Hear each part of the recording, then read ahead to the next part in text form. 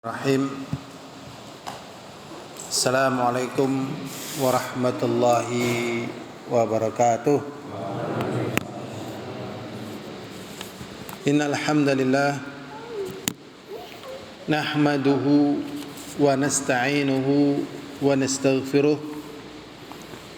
wa na'udzu billahi min shururi anfusina wa min sayyiati a'malina.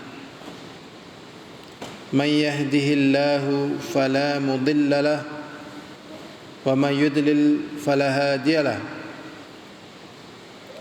أشهد أن لا إله إلا الله وحده لا شريك له وأشهد أن محمدا عبده ورسوله اللهم صل وسلم على محمد وعلى آله وأصحابه ومن تبعهم بإحسان إلى يوم الدين وبعد.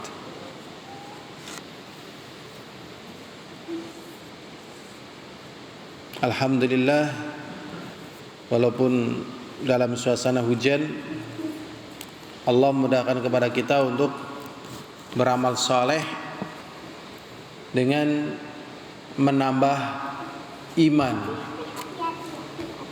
Jadi menambah iman dengan kita berada di majelis ilmu.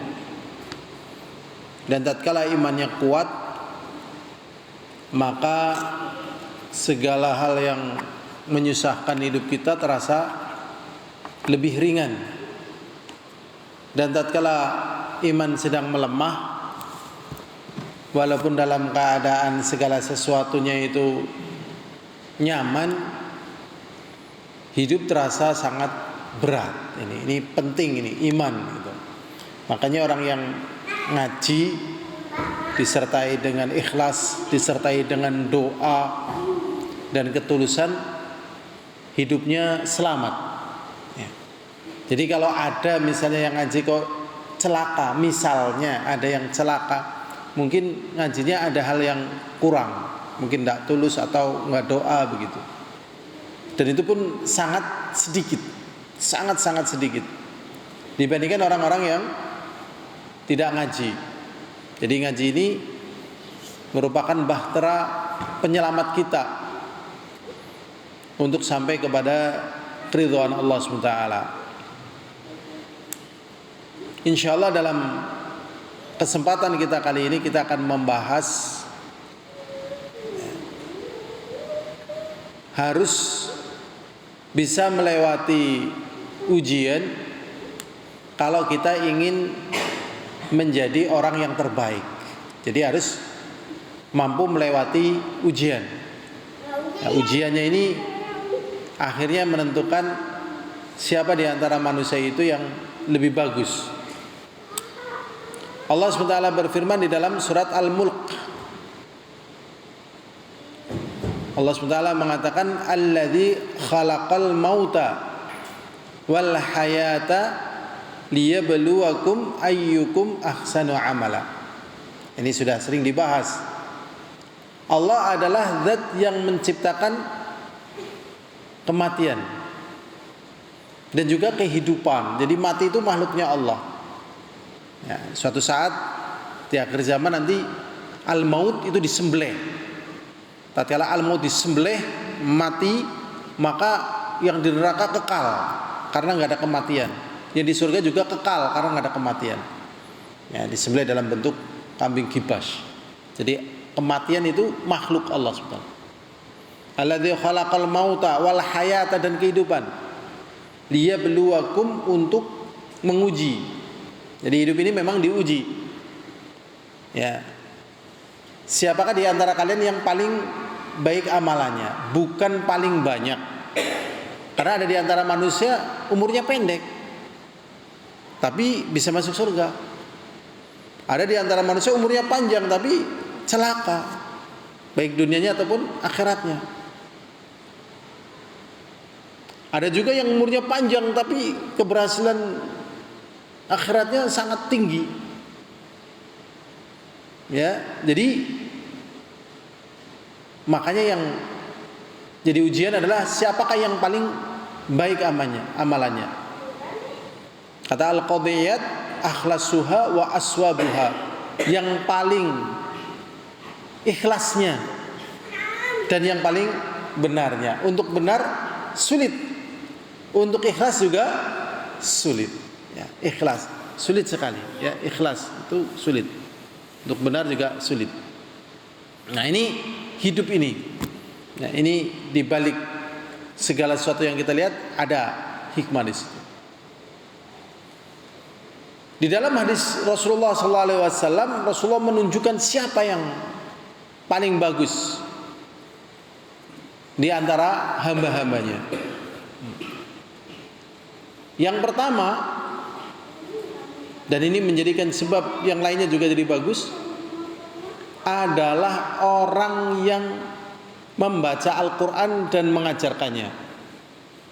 Jadi kalau kita ingin menjadi orang yang paling bagus, jadilah orang yang membaca Al-Quran dan mengajarkannya. Dan kalau bisa, kitalah yang mengajari anak-anak kita sendiri untuk membaca Al-Quran, kita sendiri. Kenapa? Karena tatkala anak kita nanti mengajarkan Al-Quran, kita dapat pahalanya. Tatkala anak kita membaca Al-Quran, kita pun juga dapat pahalanya. Tapi kalau anak kita belajar Qur'annya dari orang lain, dari sisi bacaannya, yang dapat pahala ya orang lain yang mengajarkannya. Nah, kita dapat pahala dari sisi ya kita melahirkannya. Tapi dari baca Qur'annya karena kita nggak ngajarin ya orang lain. Jadi punya anak ini kayak punya ATM pahala berjalan. Jadi kebaikan yang dilakukan anak kita dapat. Ya. Di sini Rasulullah SAW bersabda di dalam hadis Utsman bin Affan. Ya, Utsman bin Affan radhiyallahu taala anhu, dari hadis yang diriwayatkan Imam Bukhari. Hadis diriwayatkan oleh Utsman bin Affan radhiyallahu taala anhu bahwasanya Rasulullah SAW mengatakan khairukum,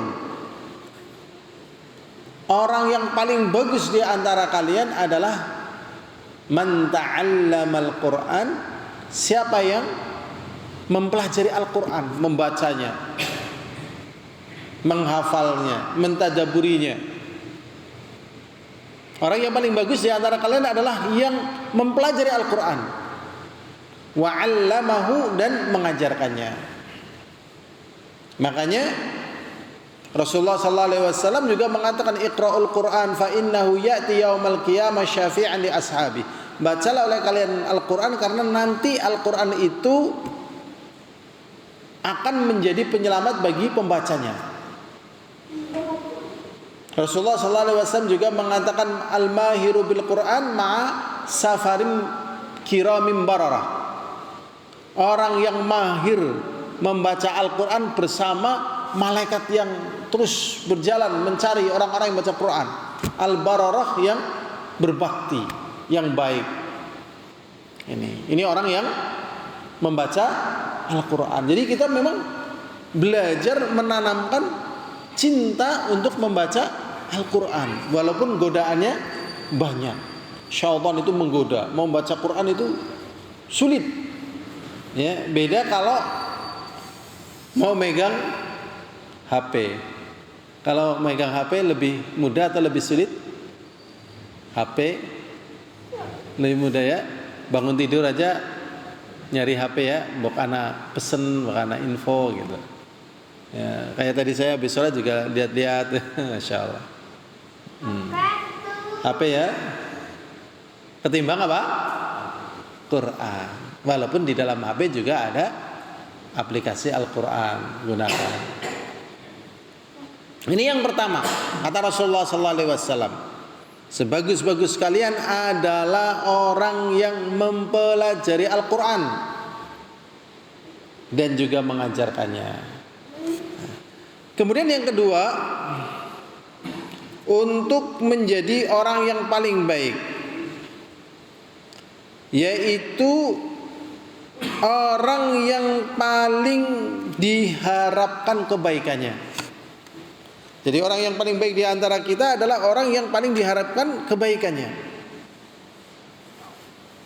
dan kita merasa aman dari kejelekannya. Jadi orangnya ini Masya Allah ya, kita bisa merasakan kebaikannya. Ya sebagaimana kita lihat dalam kehidupan, dia menyemangati kita tatkala kita loyo, dia menjadi sebab orang lain ya cinta ibadah, dia menjadi sebab orang lain cinta masjid, dia menjadi sebab orang lain bersemangat kepada kebaikan, dan orang-orang juga percaya sama dia, ya percaya sama orang tersebut. Nah ini Rasulullah jelas ini memberikan kebaikan. Nabi kita Muhammad Sallallahu Alaihi Wasallam, makanya disebut dengan Al-Amin, orang yang sangat dipercaya. Bahkan Rasulullah Sallallahu Alaihi Wasallam yang dijelek-jelekan tatkala berdakwah, dikatakan pendusta, dikatakan tukang sihir, sampai tatkala beliau mau hijrah, maka kamarnya tidak ditinggal begitu saja, tetapi ditunggu sama Ali bin Abi Thalib. Kamarnya ditunggu. Kalau Rasulullah hijrah meninggalkan rumah, nah kamarnya ditunggu sama Ali bin Abi Thalib radhiyallahu taala anhu. Kenapa ditunggu? Karena walaupun Rasulullah dijelek-jelekan, orang masih percaya Rasulullah adalah orang yang paling amanah. Jadi kalau orang-orang Quraisy mau berdagang, itu nitip barangnya kepada Rasulullah. Karena kalau nitip barang ke Rasulullah, barangnya nggak hilang. Saking dipercayanya apa-apa kepada Rasulullah. Walaupun mereka jelek-jelekan Rasulullah, tapi tetap lebih percaya pada Rasulullah kalau nitip barang. Ini zaman dulu, ya kan? Kalau zaman sekarang nitip barang ya ke kantor dan sebagainya ya. Barangnya sekarang berupa uang. Kalau zaman dulu barang. Nah ini, ya, supaya apa?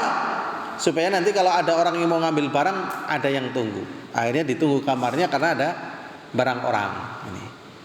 Nah, sehingga orang yang paling diharapkan kebaikannya dan dirasa aman dari kejelekannya, ini menjadi orang yang paling baik.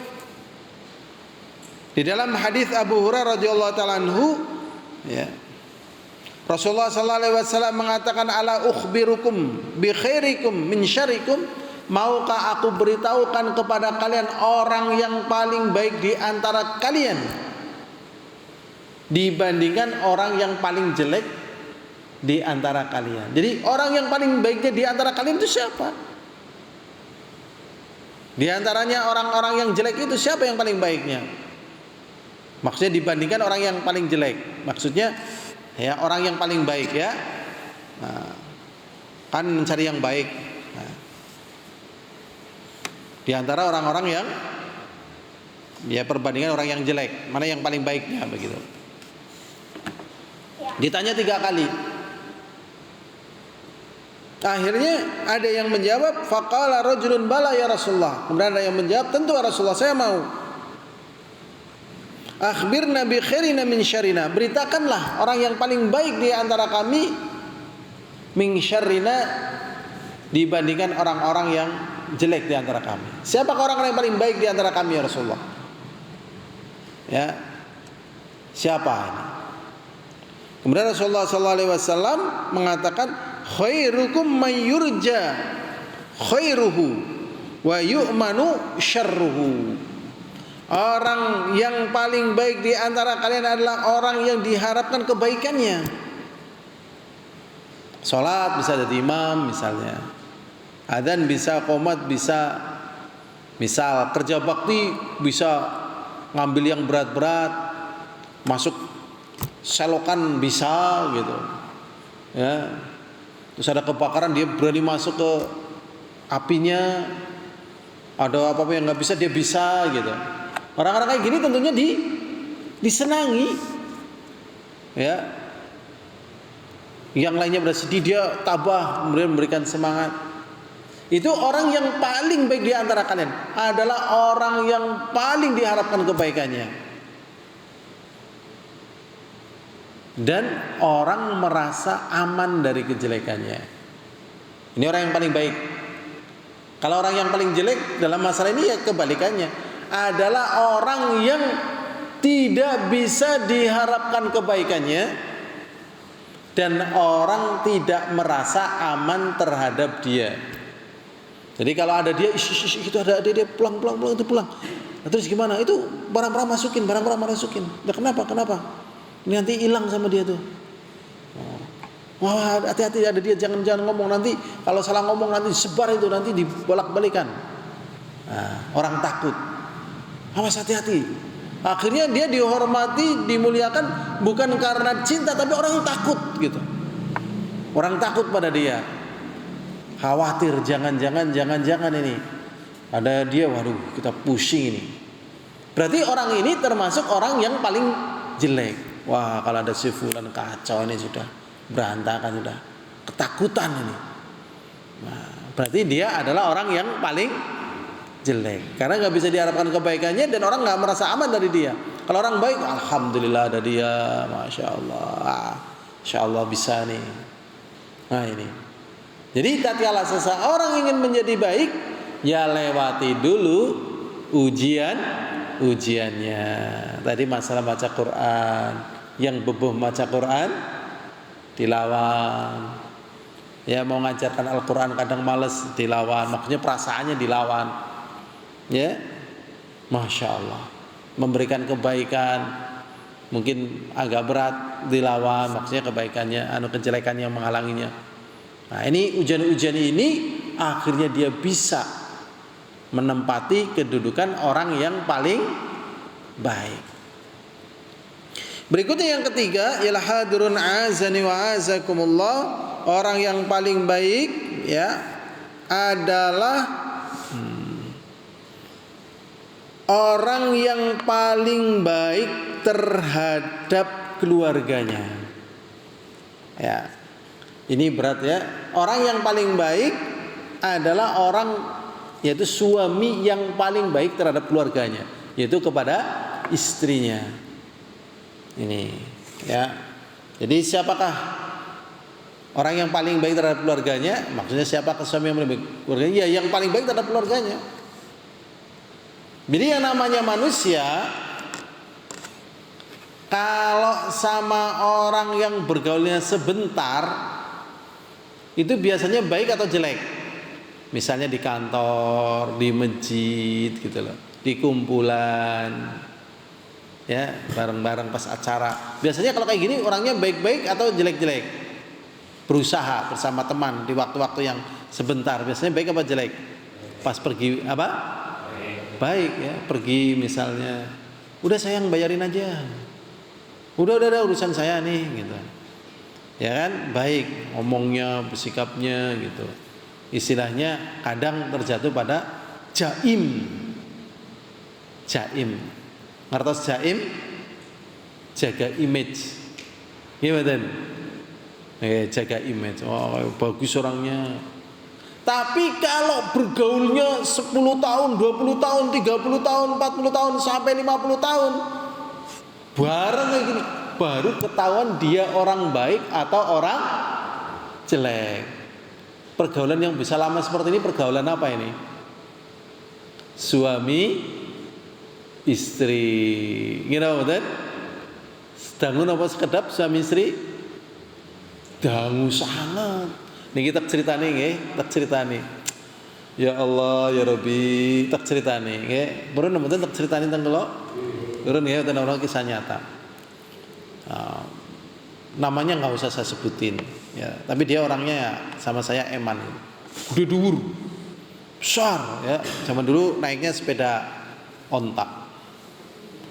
Itu kalau sama istrinya itu keras itu. Jadi kadang kalau ngasih dilempar aja, produk gitu. Wah, dilempar aja pokoknya. Si piring atau apa dilempar aja. Ya, istrinya kecil. Ya, istrinya kecil gitu. Wah, dilempar aja dan wah, ya istrinya nggak pernah ngelawan, nggak pernah ngapa-ngapain, padahal keras itu sudah. Dan semua orang tahu keras. Tapi nggak ada yang berani ngeluruin dan istrinya juga nggak marah, gitu. Sudah. Setelah itu ternyata istrinya meninggal dunia, ya kan? Jadi istrinya diperlakukan kayak apapun, nggak pernah ngeluh, nggak pernah marah dan sebagainya. Ya Allah, ya Rabbi, gitu kan? Akhirnya ya udah Allah takdirkan usianya sampai segitu meninggal dunia. Tatkala meninggal dunia si suami ini ternyata merasa apa? Kehilangan, dengan kehilangan yang luar biasa. Sampai maaf, nggih mandan owah, nggih mandan apa? Owah, mandan kurang. Ya katakanlah kesehatan akalnya Pak terganggu. Jadi ODGJ walaupun tak seberapa gitu ya.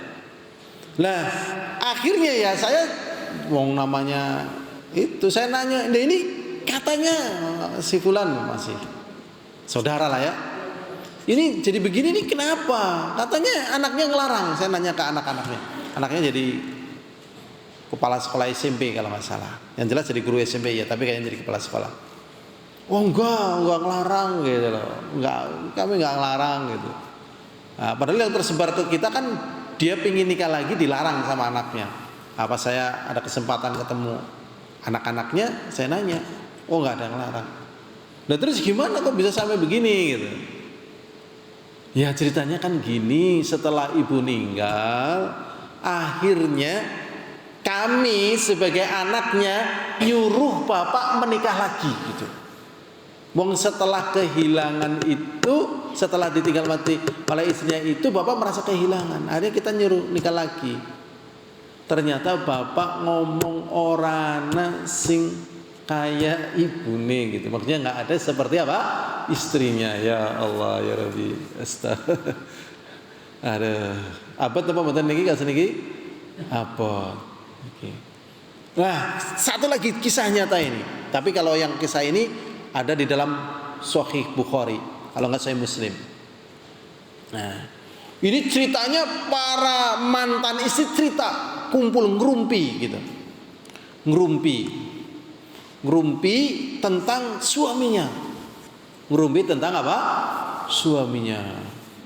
Masya Allah. Oh, akhirnya cerita.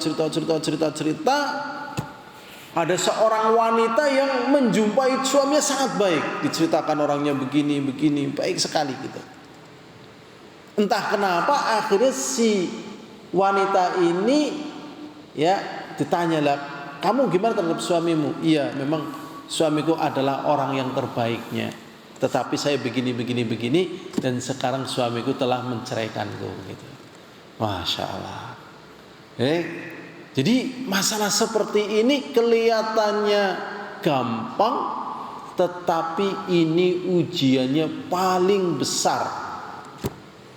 Makanya orang yang paling baik di antara kalian adalah orang yang paling baik terhadap keluarganya.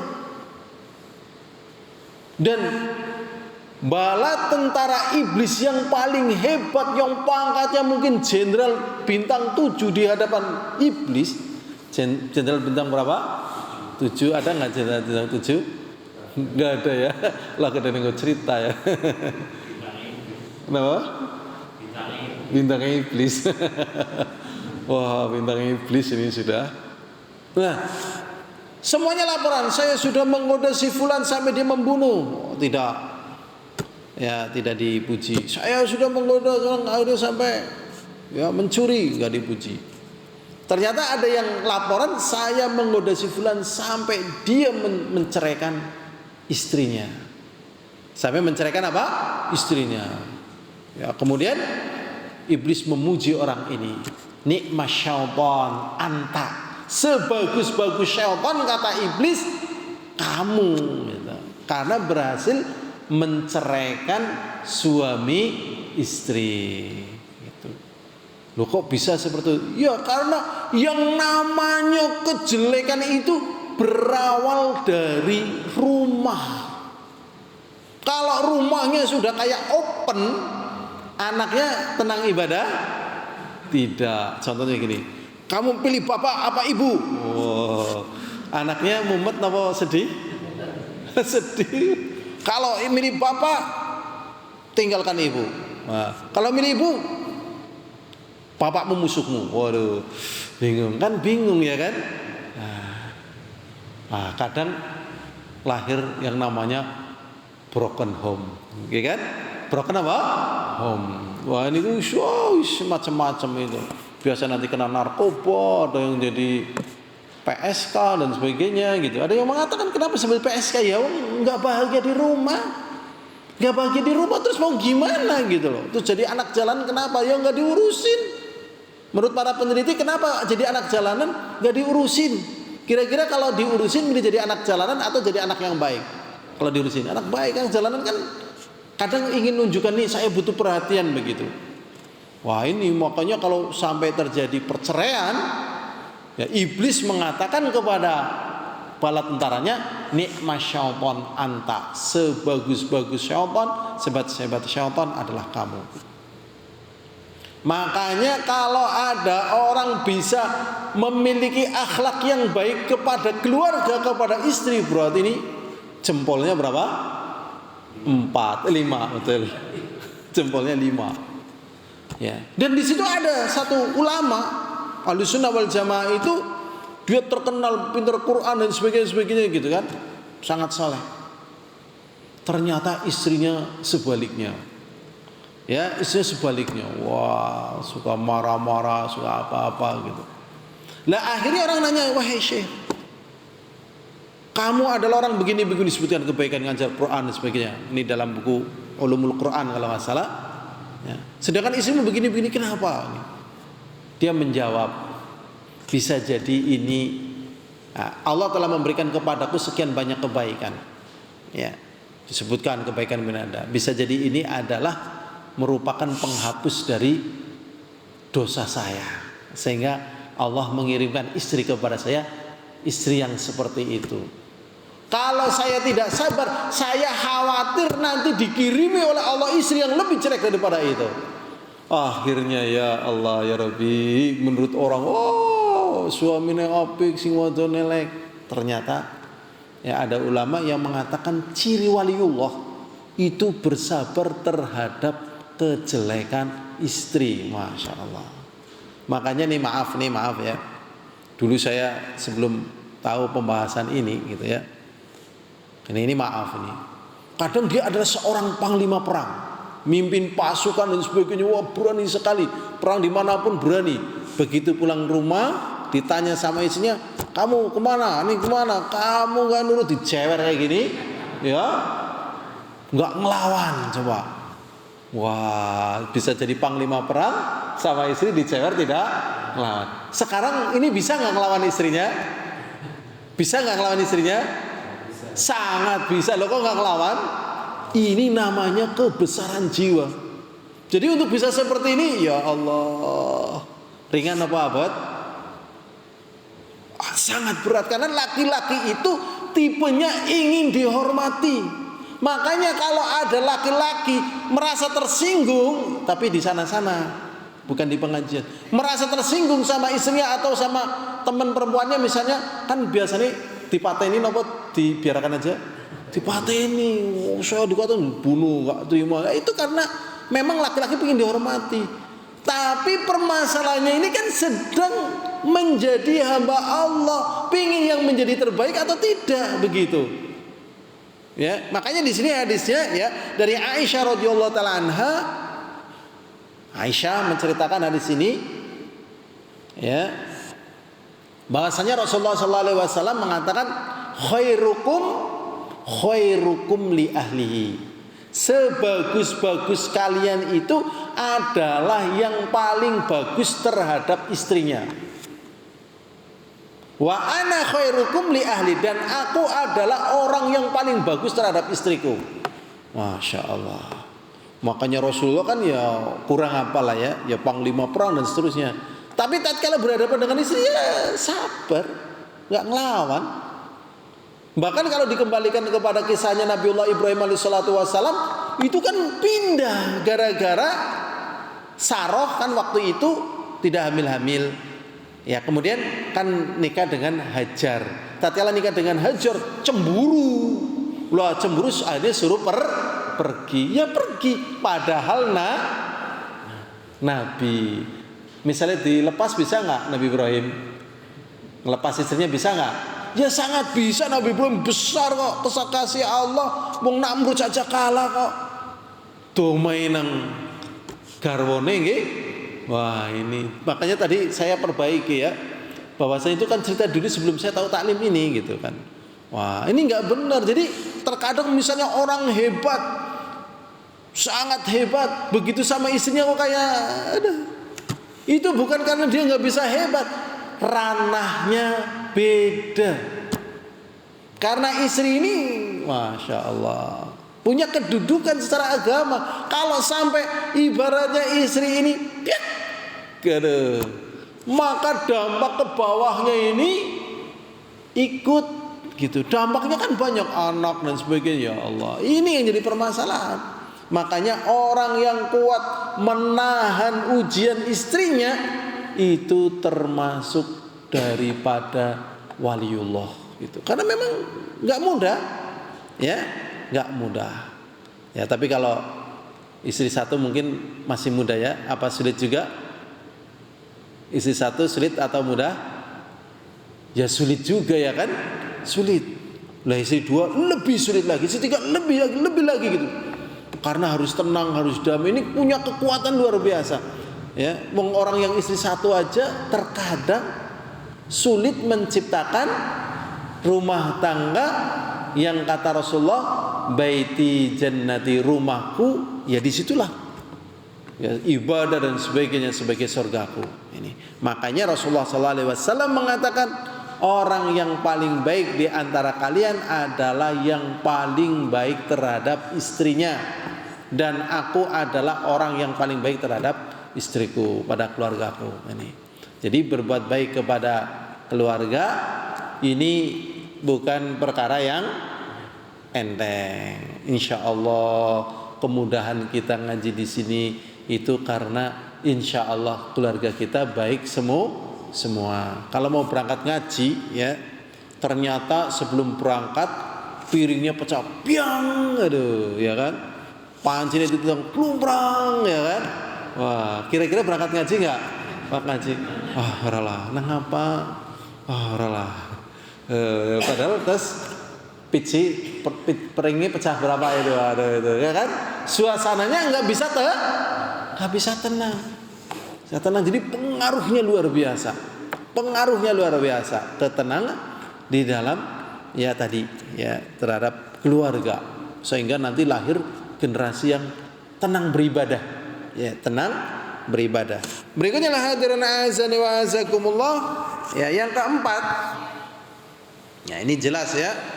Orang yang paling baik di antara manusia adalah orang yang paling baik akhlaknya. Jadi akhlak ini meliputi kepada Allah, kepada Rasulnya, kepada diri kita sendiri, kepada orang lain. Jadi kepada diri kita juga harus apa? Baik akhlaknya. Ya. Kadang orang kan bisa baik sama orang lain, tidak bisa berbuat baik kepada diri sendiri. Ya. Jadi sulit, enggak sembarangan harus bisa berbuat baik. Banyak orang enggak, juga harus bisa berbuat baik kepada Allah. Jadi memang harus seimbang. Ada yang bisa berbuat baik pada orang lain, berbuat baik pada diri sendiri, berbuat baik pada Allah tidak. Akhlak baik pada Allah tidak. Enggak sholat, enggak puasa, enggak zikir, kan akhlaknya terhadap Allah jelek. Ya, jelek. Jadi harus baik ini. Ya, kadang sudah bisa semuanya terhadap diri sendiri kurang baik, ya. Ya, kadang kurang baik. Jadi memang harus baik. Seimbang ya. Seimbang. Pembahasannya ya panjang lebar. Ya, kalau yang berdasarkan hadis misalnya berbuat baik pada diri sendiri, diantaranya ya yang berdasarkan hadis itu dilarang kita pakai satu sandal. Nah, ini zaman jahiliyah ya. Kalau sekarang ya jarang. Kenapa pakai satu sandal? Karena nanti kalau kaki satu yang tidak pakai sandal nempel panas, maka kan segera loncat. Baru loncat pakai kaki yang ada sandalnya. Mau jatuh lagi kaki yang ada sandal, loncat lagi sehingga banter itu. Nah, tapi ini dolim ya pada diri sendiri, karena satu panas satu enggak. Kemudian tercukuran ya, di potong separuh ini ya. Atau misalnya mandi langsung gebyur gitu juga dolim.